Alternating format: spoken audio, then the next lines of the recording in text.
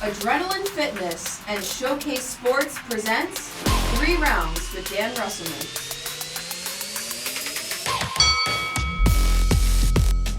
Hi, welcome to 3 Rounds with Dan Russelman. Karina, our guest on this show is a local sports fan. He needs no introduction. Most people are going to... Oh, hey Brian. You gotta get the people something. Dan. Yes, I mean, most people are going to know who he is. Obviously a New York Ranger fan. How can you tell? I don't know, you wear it every day. That's actually true. But Brian likes to opine on local sports issues and kind of raise the temperatures of local Philadelphia sports fans, which he is certainly not. But in a couple of minutes we'll be back. Brian and I are going to touch on 7 different topics. We're going to do On the Clock and 7 to 7, and that's coming up soon. If you're looking for a little different vibe, off the beaten path, make your way to the original Piccalilli Inn. For almost 100 years, the same Pick family is carrying on the legacy of good food and great cheer. Ice-cold craft beers, award-winning wings you've got to try, and home-style comfort food the whole family will love. Whether it's date night, watching the game, or a special occasion, we can't wait to serve you. Fun, authentic, nostalgic, and memory-making. Take a trip to the Pick. Looking to buy or sell your home? Buy with Burn, sell with Burn. 856-524-2927. Call Dave Birnbaum for all your real estate needs. We're back for round 2. Brian and I are on the clock, 7 and 7. And the first topic we're going to have is AI on the field. How is it changing sports? I think there's pros and cons to it. I think to me the problem is it's like the next generation of analytics, right? Like when you look at baseball now, it's either home run or strikeout. When you look at the NBA, it's either a 3-point shot or it is a dunk. It affects the way coaches coach and the way players play. Again, there's pros to it because you can kind of see what's working and what's not, but I think it takes away from the natural flow of the game too much. I don't think it's actually good for TV or for the fans or really anybody, frankly. Well, yeah, and I agree with you because I think it impacts the strategies, like you said, the way guys are coaching now. Because it used to be when I played or when you played in the old days, you had your coach, you had your coaching staff that would go over a scouting report. And, okay, this is how we're going to play the game. Come up with a game plan. Now you have 19 guys up in the press box, looking at different numbers and things like that and saying, okay, well, we're running simulations and, if we run this play, this is going to happen, and that's going to happen. Like I'm watching a game the other day and Saquon Barkley's running, well, anticipated to get 7 yards and he got 50. Well, yeah, okay. Every play is designed to score a touchdown. Sure.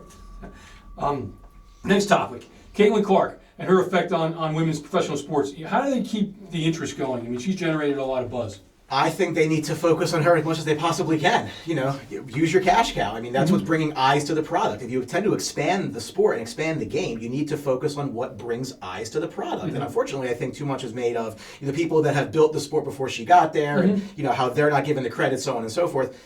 It is what it is. They're a business. They're trying to make money. I think the more you show her and the more you celebrate her, it's going to keep her around and keep eyes on you. Yeah, I agree. I mean, this is a generational talent. I mean, Absolutely. They want to compare it to the ones that came before, and it's difficult because they've had players probably who are as talented, in skill wise as her. They never had somebody who's drawn this kind of attention, and like you said, and the fact that the WNBA and the players in them seem to constantly be working against her. They don't understand what they have with her. Absolutely. Next topic is youth sports. Should you be teaching or should you be trying to win?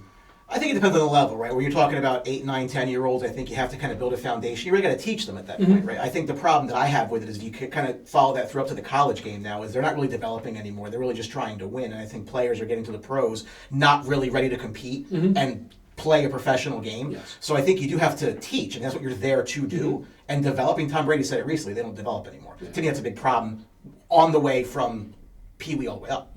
Well, I think you have a difference. You have a difference between, say, for example, like a Little League, where they are trying to win because Little League has a setup where we have championships games and this and that. So there's a lot of pressure from parents, from people outside for the kids to win. Travel, I think, has more moved into.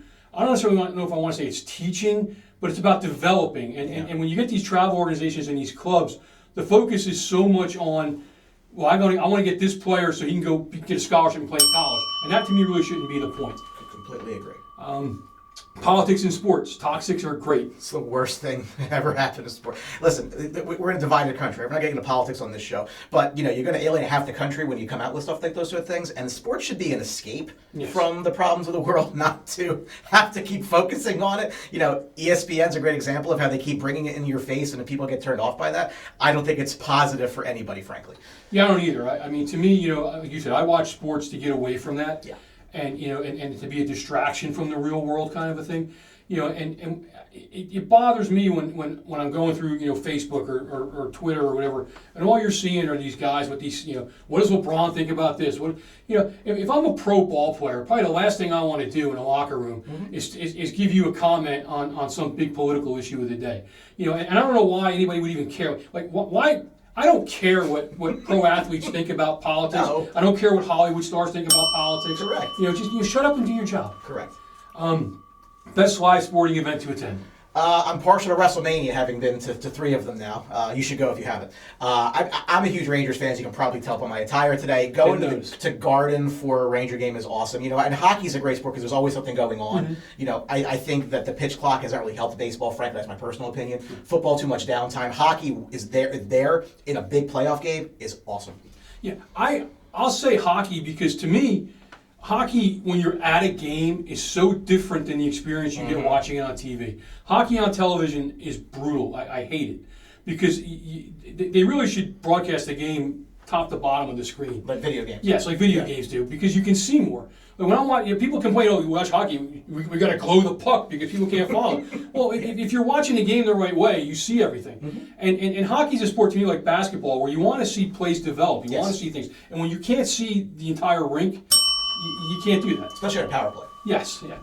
Is social media driving hiring or firing coaches? I think if teams and organizations react to what their fans are saying on social media and they make personnel decisions based on that, that's probably not in their best interest. I think what you're seeing is because people have a voice now, it does tend to cause a front office to maybe act when maybe they wouldn't another time. They'd be a little more patient. I wouldn't say it's a good thing. I think it's possible, more on firings, I think, than hirings.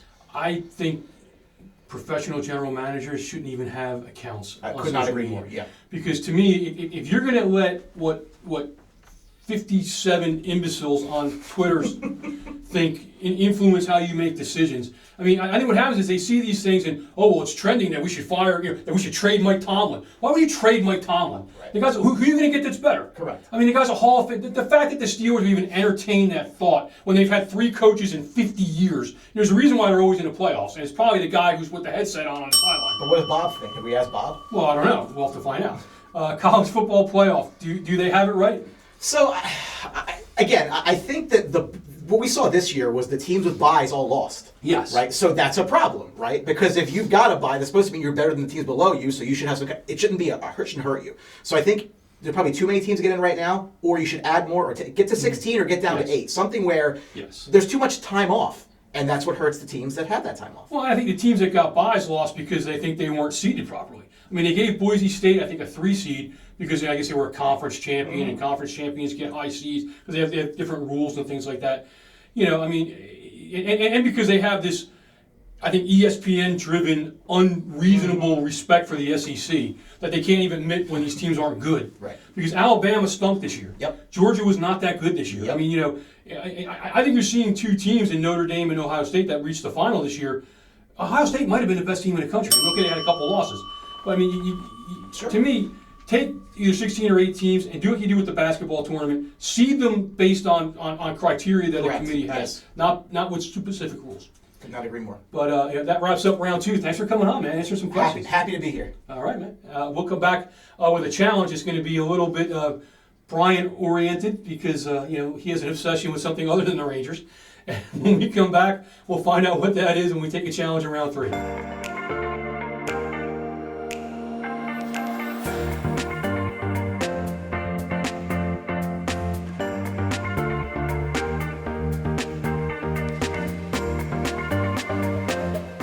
Frustrated and confused when it comes to your child's education?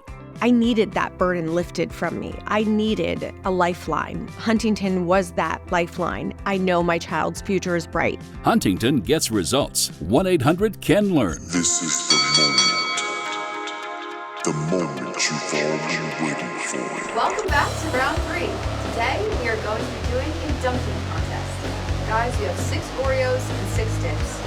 Oreo has to hit the bottom of the pan, make sure it's covered, and before moving on to the next, you have to clear it out of your mouth. Then you can go onto the metal on your end, and you win. You ready? Alright, on my whistle.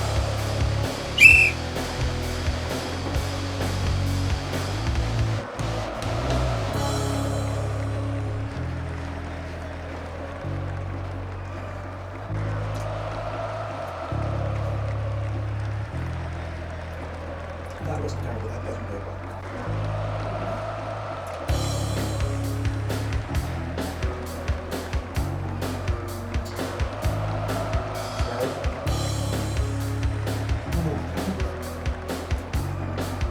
I go back to 1 for fun after.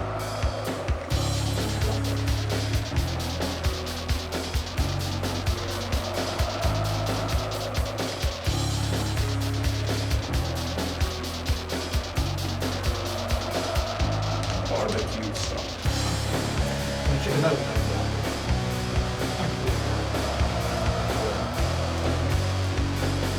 It's good barbecue sauce. It's there. No.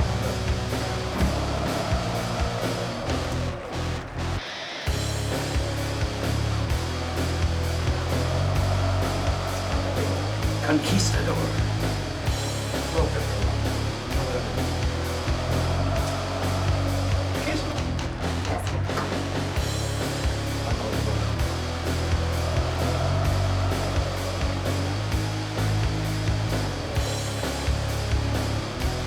Horseradish mustard.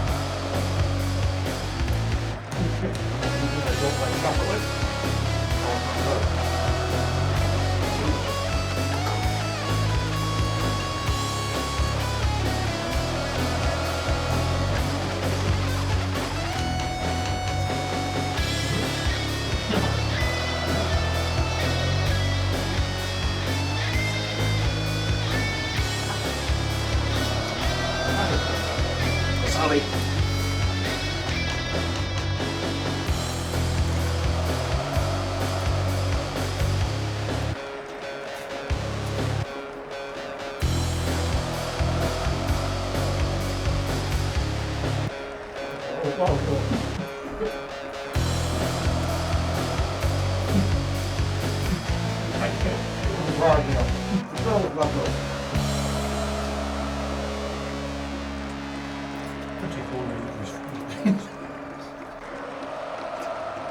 Got to turn to here, hurry to show clear.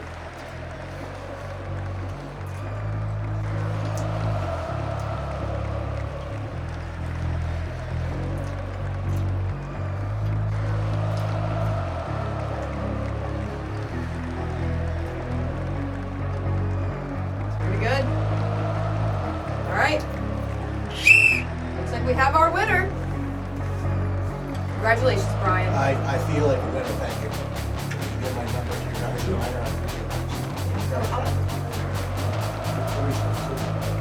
Yeah, I need some sort of... That's it for us at the Hamilton Gazette Studios.